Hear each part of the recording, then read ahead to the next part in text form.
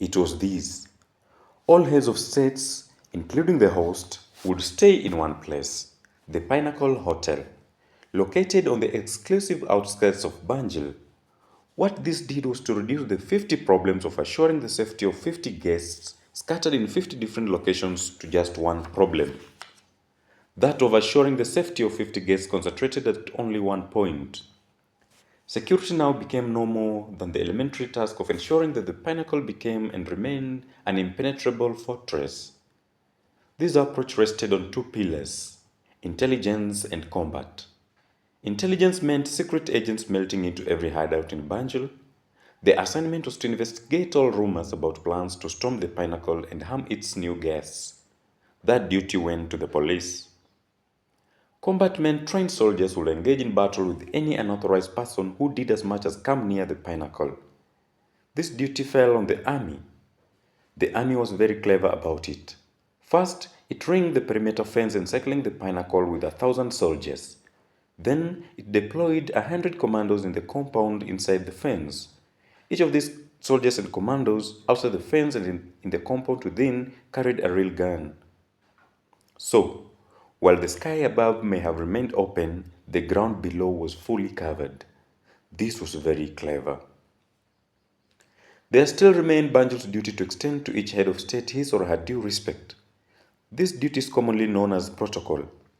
At the summit, it fell on the Ministry of Foreign Affairs and the Ministry of International Cooperation. What these ministries did was to divide it into two separate parts.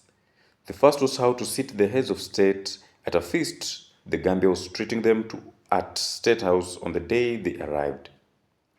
The second was how to accommodate them at the Pinnacle Hotel where they would stay between their arrival and their departure. No one who has played host at a feast of more guests than just himself or herself needs to be told that the seemingly simple task of seating guests for a meal is in fact a complicated business. Should this guest sit here and eat next to that one? Or sit there and eat next to that other? The permutations and combinations that the host has to consider quickly become countless.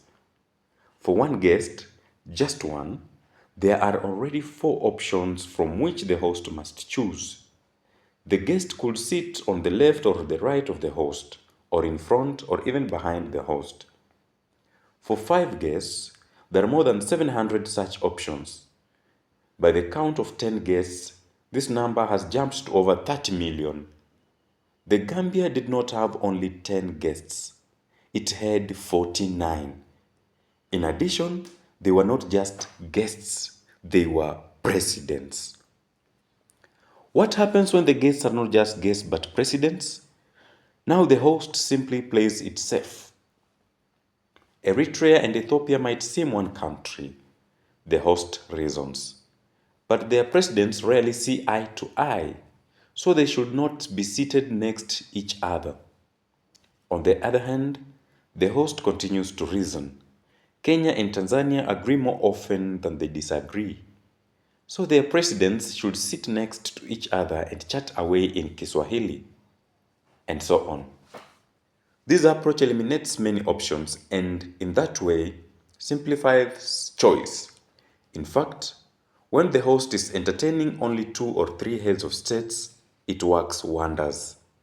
However, if instead there are 49, it is practically worthless because it leaves millions of options from which the host must choose. Then what do hosts do at state banquet? Where guests definitely are many, they follow the United Nations, UN.